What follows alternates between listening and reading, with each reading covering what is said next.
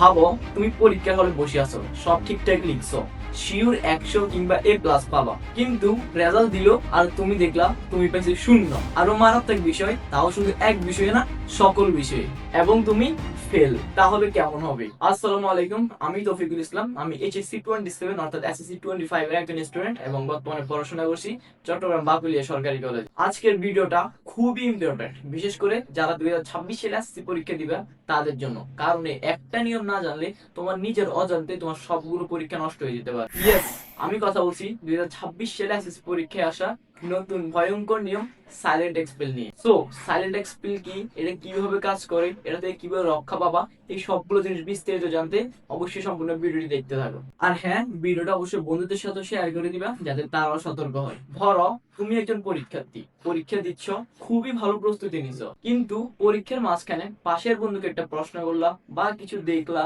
বা কিছু দেখালা, কিন্তু তুমি জানোই না তোমার খাতা অলরেডি রেড মার্ক হয়ে গেছে। কিছুক্ষণ পর তোমার খাতা আলাদা করে রাখা হলো, একটা রিপোর্ট লেখা হলো, কিন্তু তোমাকে কিছুই বলা হলো না। তুমি বাসায় গেলে অনেক খুশি হয়ে 100 পাবো, A+ পাবো, শিওর A+, খুবই খুশি, কিন্তু পরবর্তীতে রেজাল্ট দিলে জানতে পারলে তুমি সকল বিষয়ে ফেল এবং তোমার সকল পরীক্ষা বাতিল। অর্থাৎ তুমি যেখানে শিওর 100 পাইতা সেখানে তুমি সম্পূর্ণ ফেল, কারণ সাইলেন্ট এক্সপেল। এখন আসো সাইলেন্ট এক্সপেলের আসল বিষয়টা বুঝি। সাইলেন্ট এক্সপেলটা মূলত কি? তুমি যদি কোনো নিয়ম ভাঙ্গো বা দেখাদেখি করো বা পাশের কোনো বন্ধুর সাথে কথা বলো, তাহলে তোমাকে কিছুই বলা হবে না বা তোমাকে হল থেকেও বের করবে না। এটার পরিবর্তে জাস্ট তোমার খাতাটা আলাদা করে রাখা হবে, সেখানে লাল কালি দিয়ে তোমার এক্সপেলের কারণটা লেখা হবে এবং বোর্ডে তোমার খাতাটা আলাদাভাবে পাঠানো হবে। এখানে সবচেয়ে ডেঞ্জারাস বিষয়টি হলো তুমি নিজে বুঝতেই পারবে না যে তোমার পরীক্ষাটা এক্সপেল করা হয়েছে। আরো একটা মোস্ট ইম্পর্টেন্ট ইনফো দিই, এক্ষেত্রে যে তোমার শুধু একটা পরীক্ষার খাতা বাতিল করা হবে বা একটা বিষয় বাতিল করা হবে এমন না, তুমি এর পরবর্তীতে যতগুলো পরীক্ষা দিবা সবগুলো খাতা আলাদাভাবে মার্ক করা হবে এবং সবগুলো আলাদাভাবে এক্সপেলের কারণ লিখে বোর্ডে পাঠানো হবে। অর্থাৎ তোমার একটা পরীক্ষার জন্য সবগুলো পরীক্ষার খাতা বাতিল করা হবে। বুঝতেই পারতেছো তোমার একটা ছোট ভুল মানে কত বড় ক্ষতি।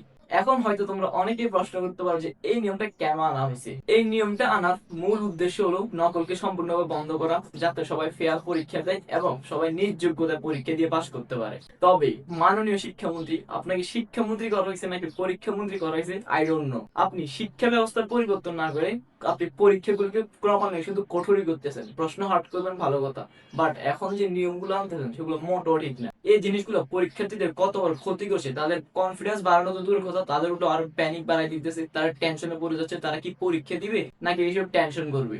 আপনি শুধু পূর্বে শিক্ষা ব্যবস্থাকে ভুল প্রমাণ করতে গিয়ে বা পূর্বের সরকারগুলোকে ভুল প্রমাণ করতে গিয়ে আপনি এখনকার শিক্ষার্থীদেরকে ভিকটিম বানাচ্ছেন। মূল কথা, আপনি এখনো সেই 2001 থেকে 2003-06 সালের মধ্যে পড়ে আছেন। তাই আশা করি জিনিসগুলি নিয়ে আপনি আরেকটু সচেতন হবেন এবং শিক্ষার্থীদের দিকটা বিবেচনা করবেন। এটা তো শুধু আমার কথা, বিষয়টা এমন না, এটা হাজার হাজার শিক্ষার্থীর মনের কথা। এখন তোমরা অনেকে হয়তো এটা নিয়ে প্যানিক করবা। দেখো, যে জিনিসটা তোমার হাতে নাই সেই জিনিস নিয়ে প্যানিক করে কোনো লাভও নাই।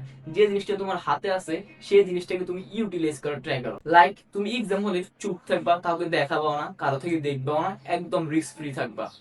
তবে এর জন্য তো তোমাকে নিজেকেও বেস্ট প্রিপারেশনটা নিতে হবে, যাতে কোশ্চেন যেমনই আসুক তুমি সবকিছু সুন্দর করে অ্যান্সার করতে পারো। তাই তুমি যদি এখন থেকে বেস্ট প্রিপারেশনটা নিতে চাও, তোমাকে কিন্তু সেভাবে গোছানো ভাবে পড়াশোনা করতে হবে, প্রপার সাজেশন ফলো করতে হবে, একটা গাইডলাইন আন্ডারে থাকতে হবে যে অল্প সময়ে সবগুলো পড়া কিভাবে সুন্দর করে শেষ করতে পারবা।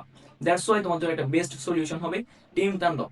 কজ এখানে তোমাকে সবকিছু অল্প সময়ে গোছানো ভাবে শেষ করে দেওয়া হয়েছে, স্পেসিফিক সিকিউ এবং এমসিকিউ সাজেশন দিয়ে দেওয়া হয়েছে।